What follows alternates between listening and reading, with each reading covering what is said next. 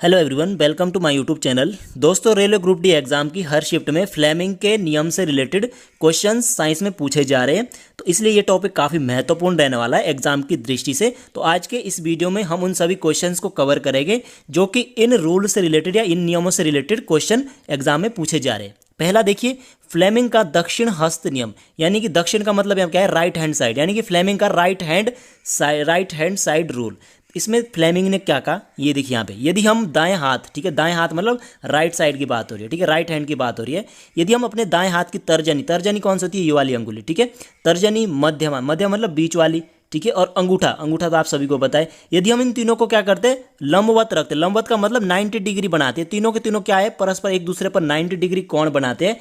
तो जो अंगूठा होता है वो क्या करता है, अंगूठा चालक की गति को दर्शाता है। जो चालक होता है जिसमें धारा प्रवाहित हो रही है उसकी गति को अंगूठा दर्शाता है। और जो ये तर्जनी होती है क्या दर्शाती है, चुंबकीय क्षेत्र को। जो तर्जनी है क्या दर्शाती है, चुंबकीय क्षेत्र को। और जो ये मध्यमा होती है क्या दर्शाती है, प्रेरित धारा को क्या करती है, दर्शाती है। ठीक है, तो ऐसे क्वेश्चन पूछे जा रहे हैं रेलवे ग्रुप डी एग्जाम में। क्वेश्चन पूछा जा सकता है कि फ्लेमिंग का दक्षिण हस्त नियम में अंगूठा क्या दर्शाता है, तो चालक की गति।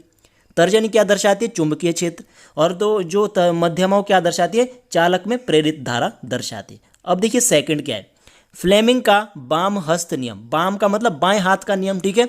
तो बाएं हाथ के नियम में इन्होंने क्या बोला है, यदि हम बाएं हाथ की तर्जनी, मध्यमा और अंगूठा मानी कि तीनों, मतलब तर्जनी, मध्यमा, अंगूठा, ये इसमें यूज किया गया है, ठीक है। इनको हम क्या करते हैं, परस्पर लंबवत रखा जाता है, मतलब इस टाइप से इन्होंने इसको रख रखा है। यदि हम अपने हाथ को इस टाइप से रखते हैं लंबवत, तो क्या होता है, जो तर्जनी होती है, मतलब ये वाली, ये क्या दर्शाती है, चुंबकीय क्षेत्र। यहाँ पे देखिए तर्जनी ने चुंबकीय क्षेत्र दर्शाया है, यहाँ पे भी चुंबकीय क्षेत्र ही दर्शाया, ठीक है। और जो मध्यमा होती है, मध्यमा मतलब ये वाली, ये क्या दर्शाती है, चालक में प्रभावित धारा। यहाँ पे मध्यमा ने क्या दर्शाया था, धारा ही दर्शाया था, प्रेरित धारा यहाँ पे दर्शाया था, यहाँ पे सिर्फ क्या है, धारा दर्शाया, ठीक है। और जो अंगूठा होता है क्या दर्शाता है, अंगूठा दर्शाता है क्या, चालक पर लगने वाला बल। क्या दर्शाता है, चालक पर लगने वाला बल, ठीक है। ये क्या दर्शाया, ये है हमारा फ्लेमिंग का बाम हस्त नियम। यदि हम बाएं हाथ की जो अंगुली मानी तर्जनी, ठीक है, मध्यमा और अंगूठे को लंबवत रखते हैं, तो जो तर्जनी होती है चुंबकीय क्षेत्र की दिशा को दर्शाती है, अंगूठा क्या दर्शाता है, मतलब चालक पर लगने वाला बल, यानी बल आपको ध्यान रखना है। और जो विद्युत धारा को कौन दर्शाता है, मध्यमा दर्शाता है, ठीक है, ये भी हो गया। अब देखिए तीसरा, दक्षिण हस्त अंगुष्ठ नियम, यानी कि दक्षिण हस्त यानी दाहिने, दक्षिण का मतलब आपका है राइट वाला हाथ, ठीक है।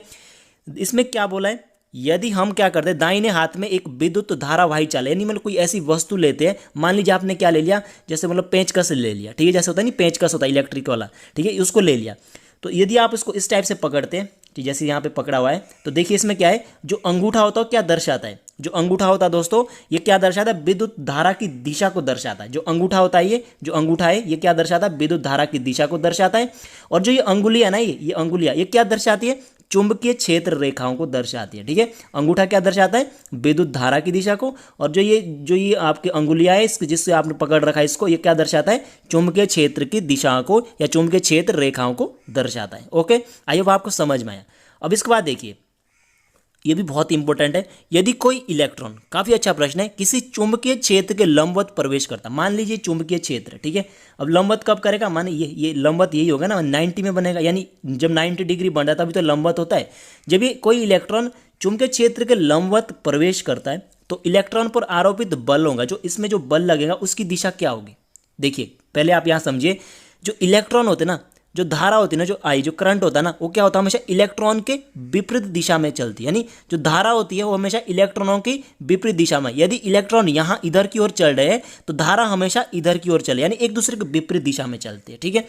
अब देखिए जो बल लगेगा ना दोस्तों, मान लीजिए ये कागज है, ठीक है, ये कागज, हम कागज मान लेते हैं, तो जो इसमें बल लगेगा ना वो कहाँ लगेगा, कागज के अंदर लगेगा। कहाँ लगेगा, कागज के अंदर, यानी जो कागज, जो आपका जो बल होगा वो क्या लगेगा, इस कागज के अंदर की ओर क्या होगा, बल लगेगा। तो इसका आंसर क्या हो जाएगा, कागज के अंदर की ओर, ठीक है, अंदर की और क्या लगता है, इसमें बल कार्य करता है। कब कार्य करता है, जब इलेक्ट्रॉन नीचे की ओर गति करता है, ठीक है। और हो सकता है क्वेश्चन पूछा जाए कि विद्युत धारा की दिशा होती है, तो विद्युत धारा की दिशा हमेशा इलेक्ट्रॉनों के विपरीत होती है, ठीक है। अब देखिए बहुत ही महत्वपूर्ण क्वेश्चन यहाँ पे, हमारे घरों में जो प्रत्यावर्ती जो धारा होती है ना, विद्युत शक्ति होती है, वो कितने वोल्ट की होती है, 220 वोल्ट की होती है, इंपॉर्टेंट पॉइंट, ठीक है, 220 वोल्टेज की होती है, ठीक है।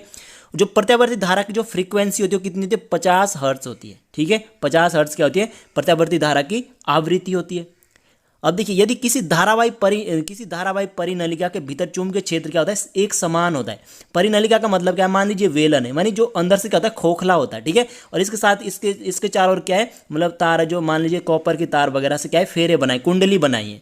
तो जो धारावाही जो परिनलिका होती है जिसे हम सोलेनॉइड बोलते हैं, तो उसका जो भीतर जो चुंबकीय क्षेत्र होता है क्या होता है, एक समान होता है, ठीक है, शून्य नहीं होता, एक समान होता है।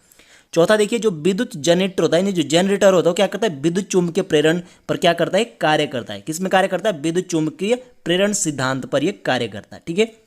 और जो विद्युत मोटर होती है वो क्या करती है, ये विद्युत ऊर्जा को यांत्रिक ऊर्जा में कन्वर्ट यानी रूपांतरित करती है, ठीक है। तो आपको ये ध्यान रखना है। अब आगे देखिए, चुंबकीय क्षेत्र रेखाएं कहाँ से उत्पन्न होती है, तो याद रखना बहुत ही इंपॉर्टेंट है। उत्तरी ध्रुव से क्या होती है, चुंबकीय क्षेत्र, यानी जो चुंबक होते हैं उसमें दो ध्रुव होते हैं, पोल होते हैं, नॉर्थ पोल और साउथ पोल, ठीक है, उत्तरी और दक्षिण। यदि आप चुंबकीय क्षेत्र मतलब यदि आप क्या करते हैं, सुई को मतलब फ्री उसमें छोड़ देते हैं, तो किस दिशा में होती हो, नॉर्थ और साउथ दिशा में क्या हो जाती है, चुंबक क्या होते हैं, मतलब रुक जाता है, यानी नॉर्थ और साउथ में क्या होते हैं, रुक जाते हैं। तो जो चुंबकीय क्षेत्र रेखाएं होती है क्या होती है, हमेशा उत्तरी ध्रुव से उत्पन्न होती है, नॉर्थ पोल है, ठीक है। तो यहाँ से चुंबकीय क्षेत्र रेखा उत्पन्न होती है और कहाँ खत्म होती है, दक्षिण ध्रुव में क्या होती है, समाप्त होती है, ठीक, कहाँ होती है समाप्त, दक्षिण ध्रुव में, ठीक है। और ये कैसा वक्र बनाते हैं, ये बंद वक्र दिख रहा है ना, बंद कर्व, यानी कैसा बंद बनाते हैं, बंद वक्र बनाते हैं, ठीक है। यानी कि उत्तरी ध्रुव से उत्पन्न होती है, कहाँ जब विलीन कहाँ होती है, यानी समाप्त कहाँ होती है, दक्षिण ध्रुव में समाप्त होती है। तो दोस्तों ये थे आज के बहुत ही महत्वपूर्ण क्वेश्चंस। यदि आपको वीडियो पसंद आई तो प्लीज़ वीडियो को लाइक कीजिए। यदि आपने चैनल को सब्सक्राइब नहीं किया है तो प्लीज़ चैनल को आप जरूर सब्सक्राइब कर लीजिए।